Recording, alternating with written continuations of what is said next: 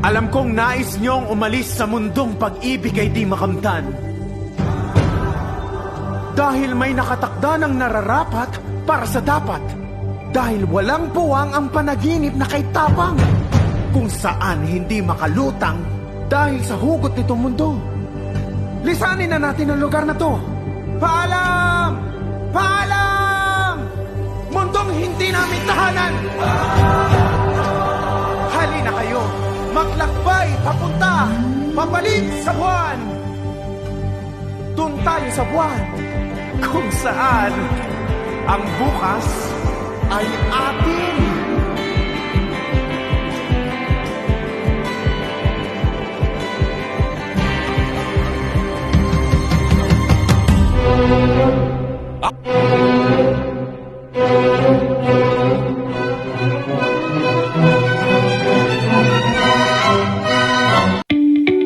Mga kaibigan, mga manunood, sa ating pagtitipon ngayong araw, tayo ay pinagpala na magkaroon ng isang espesyal na panauhin na maghahatid sa atin ng kamalayan tungkol sa isa sa pinakamakulay na anyo ng sining, ang dula. Ang ating bisita ay isang mag-aaral na hindi lamang bihasa sa larangan ng akademiko, kundi mayroon din siyang matinding pagmamahal at pagnanais na ipamahagi ang kanyang kaalaman sa atin. Siya ay nagmula sa Negros Oriental State University, Mabinay Campus, na kasalukuyang kumukuha ng Bachelor of Secondary Education, major in Philippine. Kaya't mga kaibigan, puso nating tanggapin si Binibining Juname 8 Baconla at makinig sa kanyang mga kaalaman at pananaw hinggil sa napakahalagang anyo ng sining na nagbibigay sa atin ng kultura at lipunan. Palapakan natin siya. Magandang umaga sa lahat. Ako si Binibining Juname Baconla, isang mag-aaral sa 3 taon na kumukuha ng kursong Bachelor of Secondary Education, major in Filipino dito sa Negros Oriental State University, Mabinay Campus. Natutuwa akong makasama kayo ngayon at magbahagi ng kaunting pananaw sa ating temang pag-uusapan. Ang mundo daw ay isang teatro. Ito ay ayon kay Shakespeare. Tama ba? Masasabi natin na ang mundo ay isang teatro sapagkat ito ay nagpapahiwatig ng ating pananaw sa buhay at parang isang palabas drama. Ayon sa kanya, pinapakita niya ang ideya ng mga tao ay ang mga aktor na gumaganap sa iba't ibang papel sa entablado ng buhay. Ang buhay ay puno ng mga eksena, karanasan at kaganapan na tila mga tagpo ng isang entablado. Tayong mga tao ay may mga tungkulin at responsibilidad sa papel ng ating buhay. Ang mundo bilang isang teatro ay nagbibigay daan sa pag-unawa sa kahalagaan ng pagganap ng mga papel sa buhay at pagtanggap ng mga kaganapang hindi natin kontrolado. Ngayong araw ay ibabahagi ko sa inyo ang mga impormasyon tungkol sa dula at sana'y may maunawaan kayo at makuhang aral.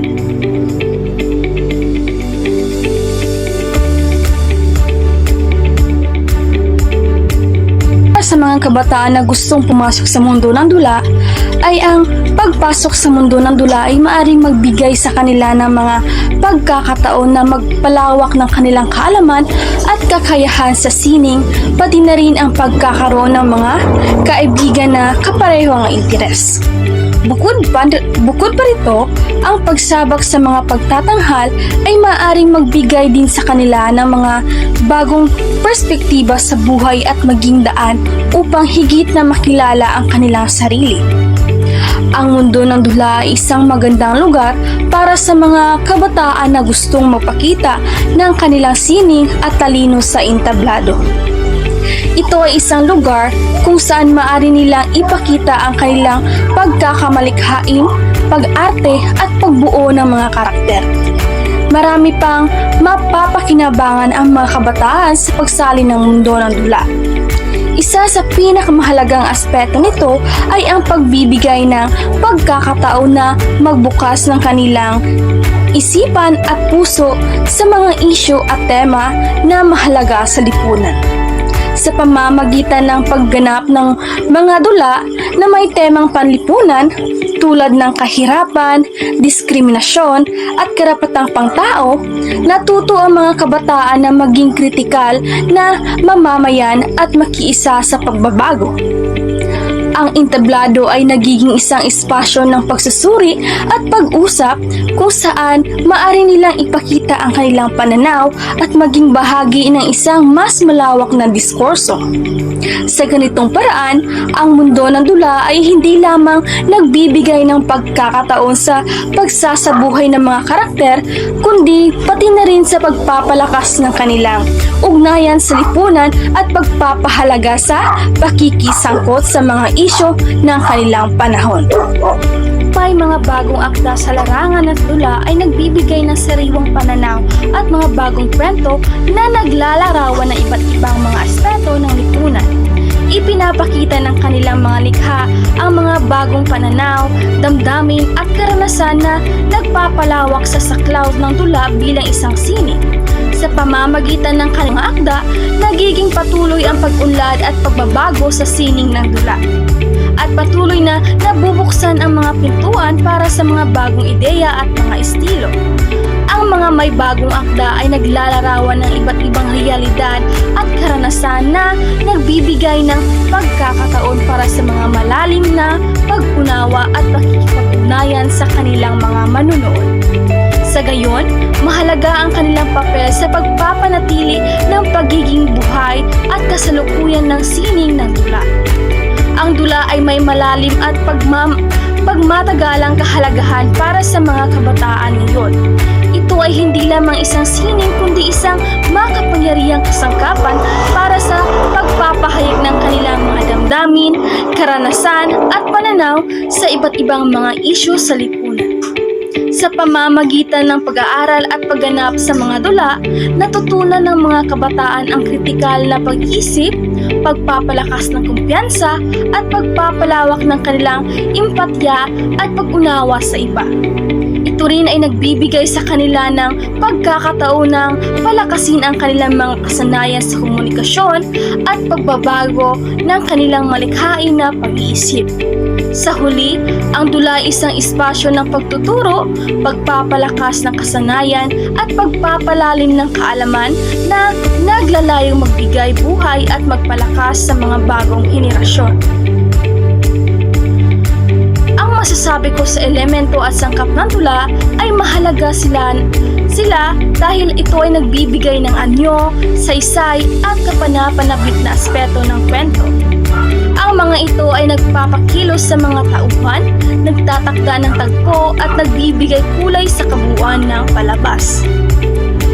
Ang mga elemento at sangkap ng dula ay nagbibigay daan din sa pagpapahayag ng mga tema at mensahe, nagtutulak sa emosyon ng mga manunood at nagbibigay sa mundo ng dula sa pamamagitan ng disenyo ng produksyon, musika at iba pa. Ang aspeto ay ang pagpapalawak ng kaalaman at pag-unawa sa iba't ibang kultura, pananaw at realidad sa pamamagitan ng pagsasalaysay ng mga kwento sa dula. Ang mga elemento at sangkap ng dula ay nagbibigay daan sa mga manunood na makaranas ng bagong mga karanasan at pag-uunawa sa pamamagitan ng mga karakter at kanilang mga karanasan. Ang mga bahagi ng dula tulad ng eksena, tagpo, karakter, dialogo at tema ay mahalaga dahil sila ang bumubuo sa istruktura at naglalahad ng kwento sa manunood. Ang bawat bahagi ay may espesyal na tungkulin na nagbibigay sa konsepto ng dula, magpapalabas ng emosyon at magtutulak sa pag-unawa ng mga manunood sa mga kaganapan at mensahe ng kwento. Ang maayos na pagkakabuo at pagkakasunod ng mga bahagi ng dula ay nagbibigay ng malinaw na naratibo at nagpapalakas ng impluwensya ng dula sa mga manunood. Naglilikha ng mahusay na pagganap at nagpapalabas ng diwa at kahulugan ng kwento. Sa pamamagitan ng bahagi ng dula, ang kwento ay nagiging buhay at nakakabuo ng malalim na ugnayan sa mga manonood, naglalayong magbigay ng inspirasyon, aliwan, at magbukas ng pinto sa bagong mundo at kaalaman. Ang mga bahagi ng dula ay nagbibigay daan sa masusing pagpaplano at pagpapatupad ng produksyon mula sa pagtatakda ng lokasyon at disenyo ng entablado hanggang sa pagtugon ng mga teknikal na espeto tulad ng ilaw, tunog at mga espesyal na epekto. Ang pagiging maayos at maingat sa bawat bahagi ng dula ay nagbubunga ng isang komprehensibong at nakakakumbinsi ng pagtanghal na hindi lamang nakakaaliw sa manonood, kundi naglalaman din ng malalim na kahulugan at mensahe. Masasabi ko na ang kasaysayan ng dula ay isang malalim na sipat sa pag-unlad ng dramatikong sining mula sa mga sinaunang panahon hanggang sa modernong kultura. Dahil nag-ugat ito sa mga ritual at pagsasalaysay ng mga sinaunang tao, lumaganap sa mga antikong kabihasnan tulad ng Grego at Romano at patuloy na nag-evolve hanggang kasalukuyan na nilalaro at nilalabanan ang mga isyu at hamon ng lipunan sa iba't ibang anyo at estilo. Ang pagsasalaysay ng kwento at pagganap ng mga palabas ay bahagi rin ng kasaysayan ng sangkatauhan. Sa sinaunang panahon, ang mga ritual at seremonya ay madalas nakasama ang dramatikong elemento tulad ng pagganap ng mga mitolohikal na kwento at mga pagsasalaysay ng mga ganap o kaganapan sa buhay. Sa kasabihang Mesopotamia, Egyptian at Indian ay may mga pagsasalaysay ng mga epektibong kwento mitolohiya sa mga seremonya ng pagsamba at pagdiriwang. Sa mga kabihas ng Griego at Romano naman, nagkaroon na ng mga sistematikong paglalabas ng mga dula bilang bahagi ng mga pampublikong pagdiriwang tulad ng mga pista at laro ng Olympia. Ang mga Gregong dula tulad ng mga akda ni Sophocles at Euripides ay naging kilalang sa kanilang trahedya, komedya at paglalarawan ng mga mitolohikal na kwento at mga moral na aral. Sa panahon naman ng mga Romano, naging popular ang komedya at melodrama at ginamit ang dula bilang isang paraan ng pampublikong pagtanghal at pagtataas ng moralidad. Isa sa mga kilalang Romano na manunulat ay si Plautus na tanyag sa kanyang komedya tulad ng Miles Gloriosus at Aulularia. Sa panahon ng Middle Ages, naging bahagi ng mga ritual ang simbahang Katoliko ang mga dramatikong pagtanghal tulad ng mga muro-moro at mystery plays na naglalarawan ng mga pangyayari mula sa Biblia at mga buhay ng mga santo. Ang mga ito ay ginagampanan sa mga kalye at simbahan at nagsisilbing hindi lamang para sa mga edukasyon at pagsasabuhay ng mga pananampalataya, kundi pati na rin sa pagsasama-sama ng komunidad. Sa panahon ng Renaissance, nagsimula ang pagbangon ng dula sa Europya, lalo na sa India. Kilala sa mga panahong ito ang mga gawa ng mga manunulat tulad ni William Shakespeare, Christopher Marlowe, and Ben Jonson. Ang mga dulang panahon nito ay malawak sa saklaw, nagtatampok ng mga dula, karakter mula sa iba't ibang antas ng lipunan at naglalaman ng mga tema tulad ng pag-ibig, kapangyarihan at kabiguan. Sa modernong panahon, patuloy ang pag-evolve ng dula bilang reaksyon ng mga pangyayari at hamon ng mga bagong lipunan. Nagkaroon ng mga seryosong eksperimental na pagtatanghal ang anyo ng teatro tulad ng Teatro di Absurdo at ni Samuel Beckett at ni Bernstein Theater ni Bertolt Brecht. Ang manulat tulad ni Arthur Miller, Eugene Neal ay naglalarawan ng mga suliranin ng lipunan gaya ng kabiguan at kawalan ng katiyakan sa buhay. Sa kasalukuyan, patuloy na nagbabago at binibigyan kahulugan ang dula sa iba't ibang kultura at lipunan ng mundo. May mga modernong manunulat tulad ni August Wilson, Tony Kushner, Sarah Caney at nagpapatuloy sa tradisyon ng malalim na makabuluhang pagsasalaysay ng mga kwento at mga isyu ng ating lipunan. Sa kabuuan, ang kasaysayan ng dula ay nagpapakita ng kahalagahan ng sining sa pagsasalaysay ng mga kwento, pagsasahayos ng mga aral at karahasan ng lipunan at pagpapahayag ng damdamin at pagpapahalaga ng tao sa iba't ibang anyo at estilo. Ito ay isang patuloy na proseso ng pagtuklas at pagsasabuhay ng kultura at karanasan ng sangkatauhan sa pamamagitan ng pagtatanghal at pagganap. Ngayon ay pag-uusapan natin ang dula sa panahon ng mga Kastila.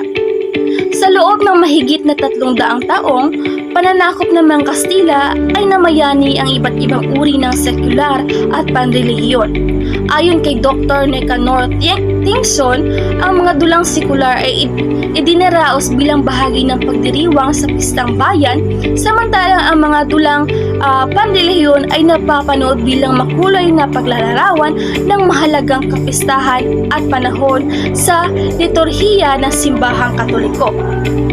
Ang mga uri ng dula na palasak sa panahong ito ay lubos na mauunawaan kung muling susuriin ang tunay na dahilan ng pagsasakop ng mga Kastila sa ating bansa. Hindi kaila sa kanila sa atin na isa sa mga layunin ng mga Kastila ay ang gawing Kristiyano ang mga Pilipino dahil namutiktik ang mga komedya ng itinuring na pinakamahalaga at pinakasikat na dulang sekular noong panahong yaon. Samantala, pumalaot at naniningning ang mga sekularong batay sa Pasyong Heneses, ang tulang kasaysayan na buhay at kamatayan ni Jesucristo. Ayon din kay Tingson na ang dating dulang panrelihiyon ay maaaring hatiin ayon sa haba nito. Ang maikling pagsasadula tulad ng salubong at panunuluyan, ang mahabang dula tulad ng sinakulo na nagsisimula sa lingko ng palaspas hanggang lingko ng pagkabuhay, gayon din ang tiba. Sa panahon na ito, ay tulad din ng duklo at karagatan na dati nang ginawa dito sa ating bansa bago pa man dumating ang mga Kastila, nagkaroon ito ng mga modifikasyon kung kaya't nauso ang mga dulang pantahanan na tulad ng Bulaklakan at Yogo di Plata. Sa bandang huli ay pumasok ang mga sarswela na pawang nakasulat sa wikang Kastila, gayon din may ilang Pilipino ang nagtangkang sumulat ng sarswela, ngunit ang mga ito ay wikang Kastila rin. Ngayon ay ating pag-uusapan ang dula sa panahon ng mga Kastila. Ang mga uri ng dula sa panahon nito ay lumaganap sa paghahangad ng gawing bansang may paniniwalang Kristyanismo ang Pilipinas. Ang mga sumusunod ay dulang umiira sa panahon ng pananakop ng mga Kastila. Alam natin na ang Moro-Moro ito ay isang dulang makarelihiyon na ang pangunahing mga tauhan ay ang mga Kristiyanong Pilipino at ang mga Muslim. Ito ay tungkol sa kasaysayan na paglalabanan ng mga Muslim at mga Moro o Kristiyanong Pilipino. Gayon din na ang sinakulo, ito ay dulang hango sa pansyon o passion, isang pagsasadula ng buhay at pagpapasakit ni Jesus at itinatanghal tuwing mahal na araw o Kuwaresma. Ngayon naman ay ang karagatan. Ito ang dulang hango sa alamat ng isang prinsesa na nais makaisang dibdib ang binatang mahirap kung saan nakaisip ng paraan sa pamamagitan ng paligsahan sa pagsisi. Ngayon, ang doplo. Ito ay tagisan ng talino sa pamamagitan ng pagtula. Bilyako at bilyaka maaari ring doplero at doplera ang tawag sa mga manlalaro ng kalahok dito. At ang salubong, ito ay ang pagtatanghal o ritual tuwing bukang liwayway ng linggo at ng pagkakabuhay ng nagtatampok sa pagtatagpo ng imahe ni Kristo at ni Birhen Maria. At ang karilyo, dula na ginagamitan ng mga ginupit na karton bilang tauhan at itinatanghal sa likod ng tabing kumot. Ang mga mandudula ay nasa likod ng kumot at pinapagalaw ang mga karton habang binibigkas ang mga dialogo, maaring maihambing sa shadow play sa modernong panahon. At yan ang mga kasaysayan ng panahon ng Kastila.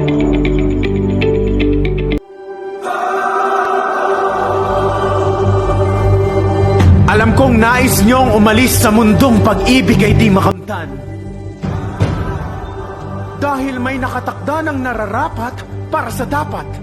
Dahil walang puwang ang panaginip na kay tapang. Kung saan hindi makalutang dahil sa hugot nitong mundo. Lisanin na natin ang lugar na to. Paalam! Paalam! Mundong hindi namin tahanan! Halina kayo, maglakbay papunta, pabalik sa buwan! Doon tayo sa buwan, kung saan ang bukas ay atin.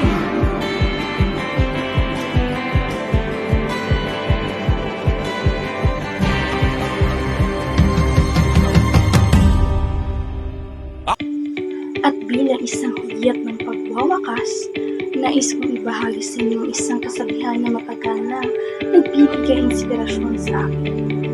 Ang buhay ay isang tula at bawat isa sa atin ay may pangunahing papel na ginagampanan. Sa ating paglalakbay sa buhay, tayo ang mga nagagawa ng ating sariling kwento. Naway gamitin natin ang bawat pagkakataon upang magpakita ng tapang, kahusayan at pag-asa.